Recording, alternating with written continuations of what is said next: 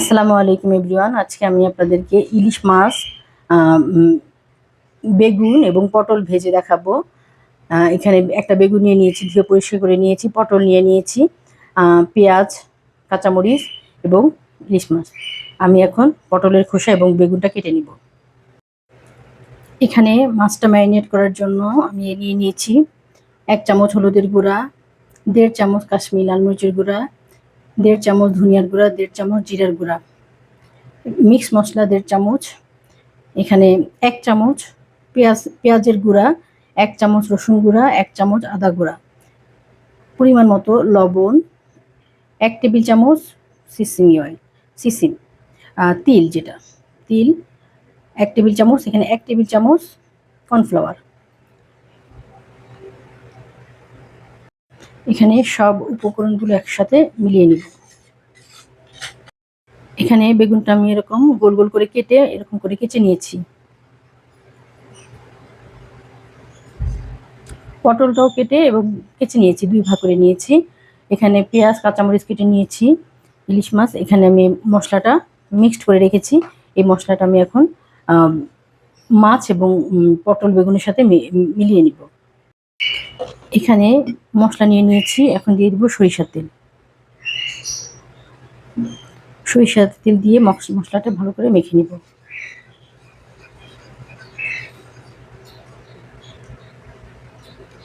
এখন এখানে মাছের গায়ে মশলাটা লাগিয়ে নেব।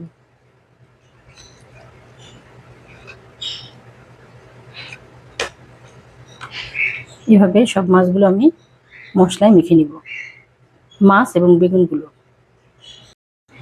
এখানে ইলিশ মাছগুলো, বেগুন এবং পটল আমি মেখে নিয়েছি মশলা দিয়ে।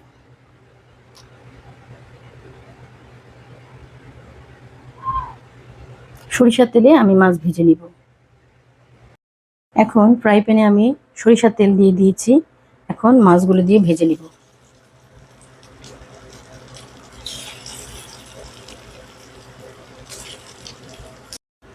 এখন মাছগুলো আমি 2 পাশ বাদামি করে ভেজে প্লেটে উঠিয়ে নেব।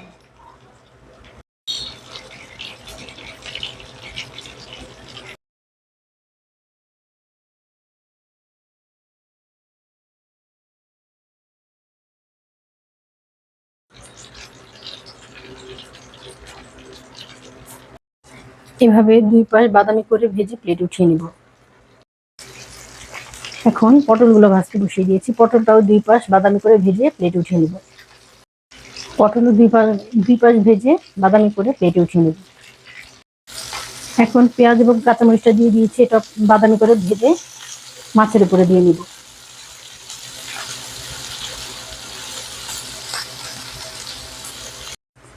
এখানে মাছ, বেগুন এবং পটলগুলো ভেজে প্লেটে উঠিয়ে নিয়েছি। এখন এখানে পেঁয়াজ বেরেস্তাটা বাদামি করে ভেজে নিয়েছি, পেঁয়াজ বেরেস্তাটা উপরে দিয়ে দিব।